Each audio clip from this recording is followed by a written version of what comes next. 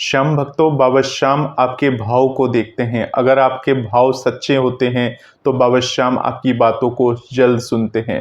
श्याम भक्तों, आप सभी ने बाबा श्याम से अर्जी अरदास लगा रखी होगी और आप में से बहुत सारे ऐसे श्याम भक्त हैं जो काफ़ी समय से बाबा श्याम से जुड़े हुए हैं। बाबा श्याम से अपनी अर्जी अरदास को हर बार कहते रहते हैं, परंतु आप में से बहुत सारे ऐसे श्याम भक्त हैं जिनकी अरदास तो बाबा श्याम ने सुन ली और उनकी अरदास को पूरी भी कर दी, परंतु आप में से बहुत सारे ऐसे लोग अभी भी हैं जिनकी अरदास को बाबा श्याम ने अभी तक नहीं सुना।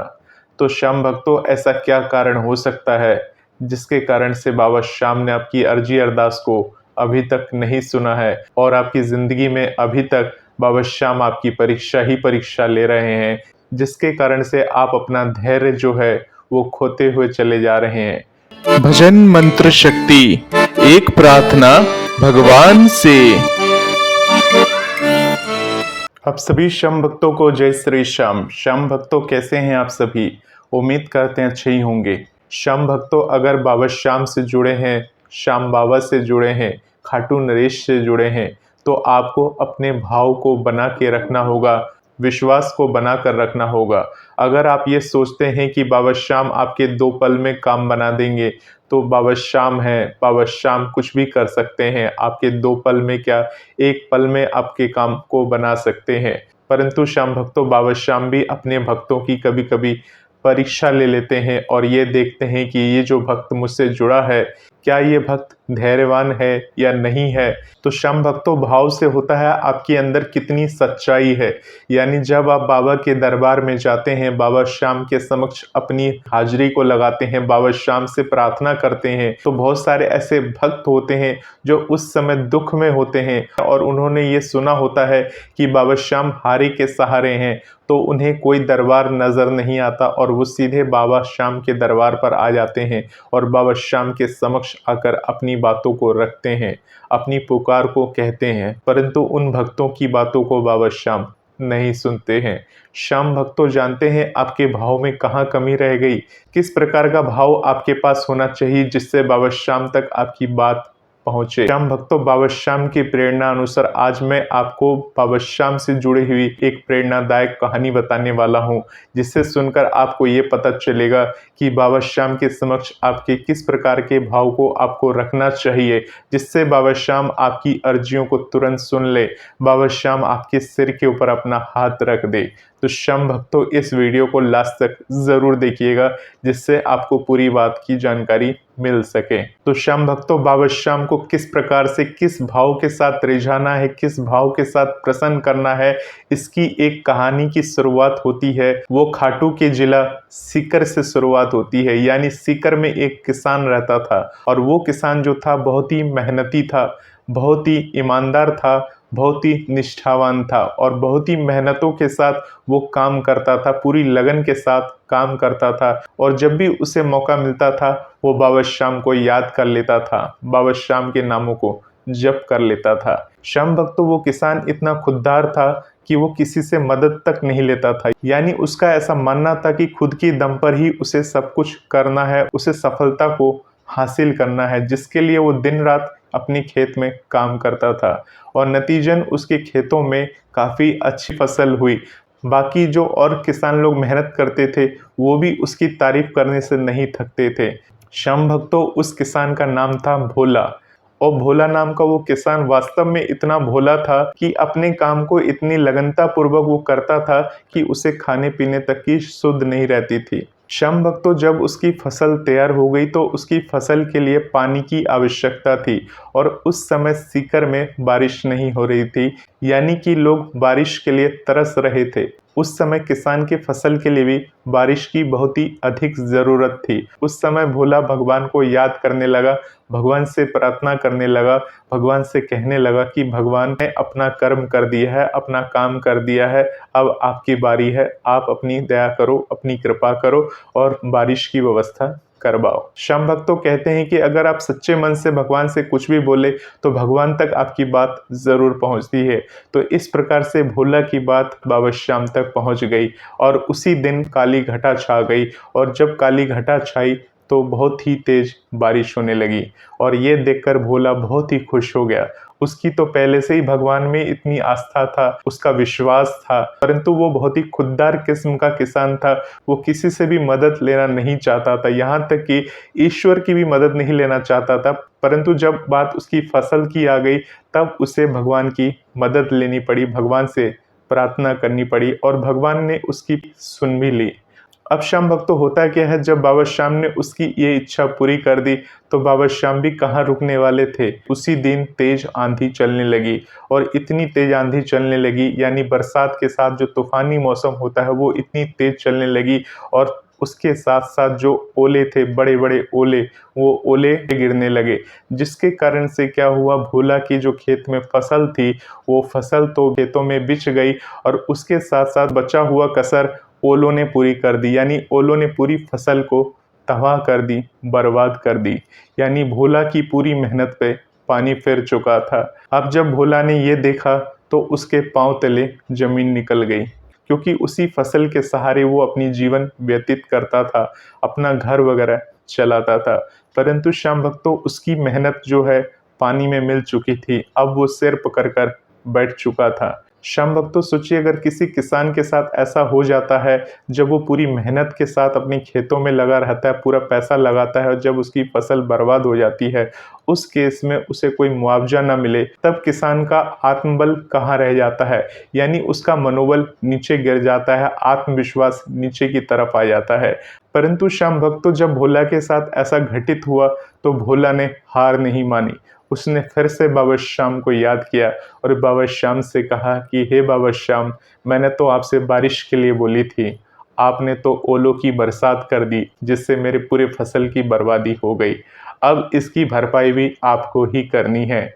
श्याम भक्तों इस प्रकार से भोला किसान ने बाबा श्याम से अर्जी लगाई, अरदास लगाई। हालांकि भोला किसान इतना पढ़ा लिखा नहीं था, परंतु वो भी जानता था कि बाबा श्याम को पत्र लिखूंगा, चिट्ठी लिखूंगा और बाबा श्याम से ही मैं मदद मांगूंगा, क्योंकि ये काम बाबा श्याम ने ही किया है तो भरपाई भी बाबा श्याम ही इसकी करेंगे। श्याम भक्तों उसी रात भोला ने एक चिट्ठी लिखी ईश्वर के नाम, यानी बाबा श्याम के नाम उन्होंने एक चिट्ठी लिखी और उस चिट्ठी में उन्होंने अपने पूरे भाव को लिखा। उनके साथ जो घटित हुआ है, जो उन्होंने परिश्रम किया था, जो उन्होंने मेहनत किया था, सब कुछ उस चिट्ठी के अंदर उन्होंने लिख दिया। जिस प्रकार से श्याम भक्तों आप अपनी दुखों को, अपनी बातों को बाबा श्याम को जब आप अर्जी लगाते हो, जब आप कागज में लिखते हो, उसी प्रकार से भोला ने एक कागज में बाबा श्याम को चिट्ठी लिखी। उस चिट्ठी में भोला ने ये लिखा कि हे बाबा श्याम, मेरी फसल बर्बाद हो चुकी है और जो मेरी फसल की जो लागत थी, काफी पुराने समय की ये बात है, तो उस समय में 1 पैसा, 2 पैसा, 3 पैसे की वैल्यू हुआ करती थी, तो उसके कुल 100 पैसे की फसल जो थी वो बर्बाद हो चुकी थी। तो उसने बाबा श्याम को ये लिखा कि मेरे 100 पैसे की फसल बर्बाद हो चुकी है, आप मुझे 100 पैसा भेज दो, जिसके बाद मैं क्या करूँगा, दोबारा से उसी खेत में मेहनत करूँगा, दोबारा से फसल उगाऊंगा। श्याम भक्तों उसने ये नहीं लिखा कि मुझे उसका मुआवजा भेज दो, मैं उससे अपना घर गृहस्थी चलाऊंगा, ये चीज़ नहीं लिखी थी। उसने ये लिखा था कि मुझे 100 पैसा इसलिए भेजना है क्योंकि मुझे उस पैसे से वापस से खेती करनी है, मेहनत करनी है।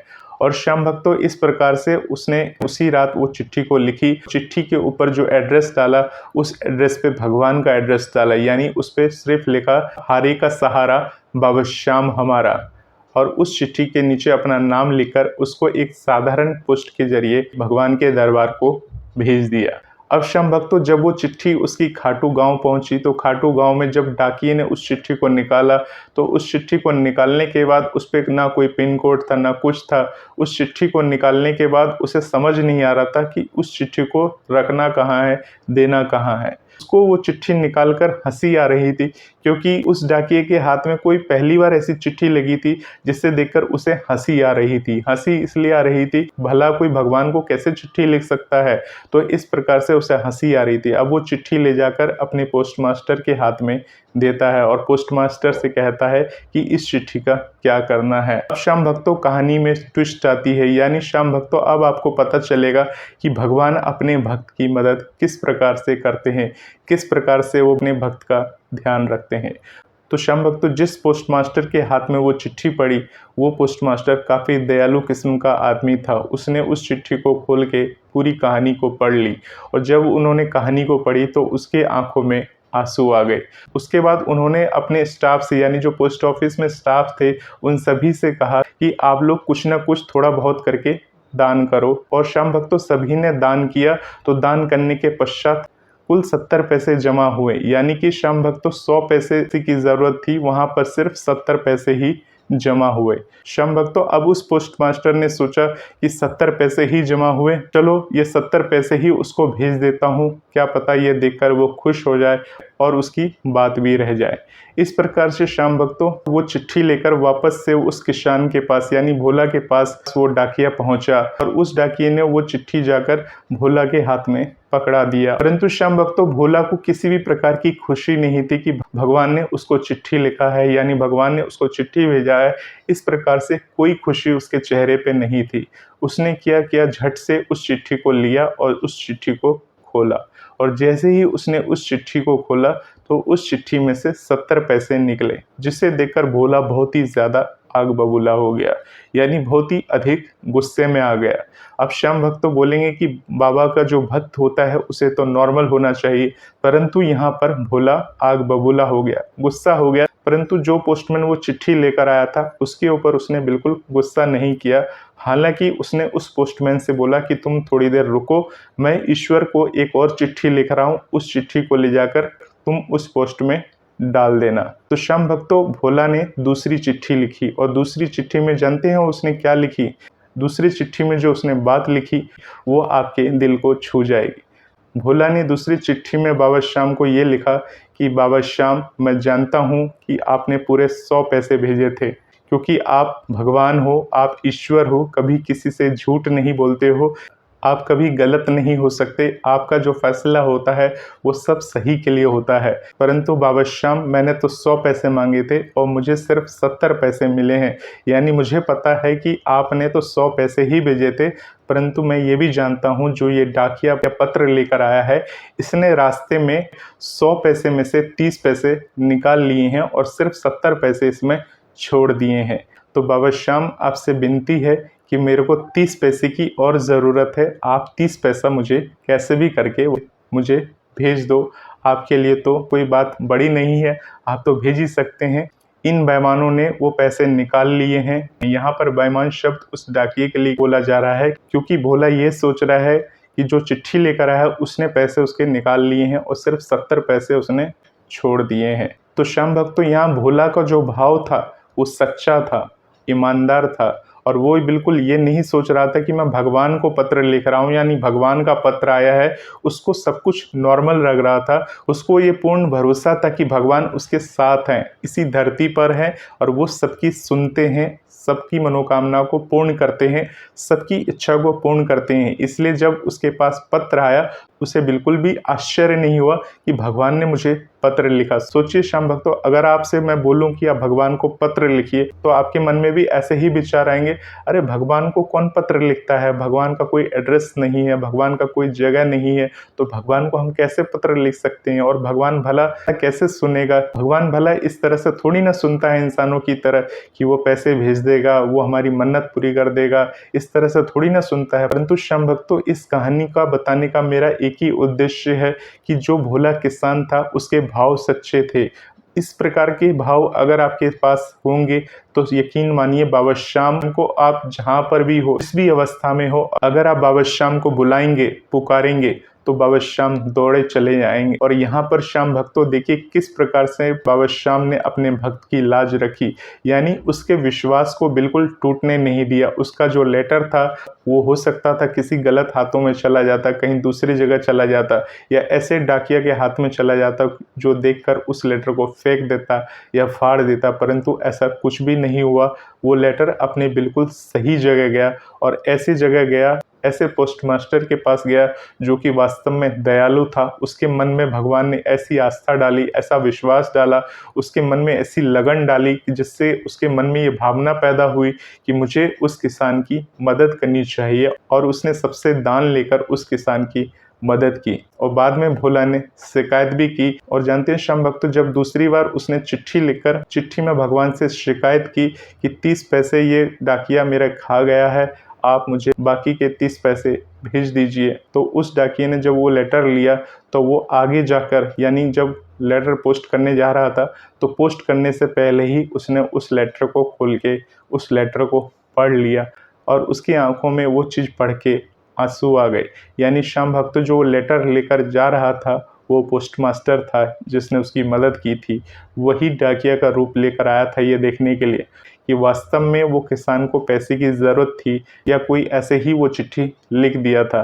परंतु जब उसने किसान से बात करी और किसान ने दूसरी बार चिट्ठी लिखी, तब उसे समझ में आया कि ईश्वर की भक्ति किस प्रकार से करनी चाहिए, ईश्वर में किस प्रकार से हमें आस्था बनाए रखना चाहिए। तो श्याम भक्तों, ये है बाबा श्याम की महिमा, ये है बाबा श्याम की कृपा। अगर इस प्रकार से आप भगवान का ध्यान करते हैं, भगवान की पूजा करते हैं और ऐसा मानते हैं कि भगवान आपके साथ में रहते हैं, आपके आसपास में रहते हैं, आपकी हर बात को सुनते हैं, तो वास्तव में श्याम भक्तों आप यकीन मानिए, आपको ऐसे ही लगेगा कि भगवान आपके साथ ही हैं और आपकी सारी बातों को वो सुनते हैं।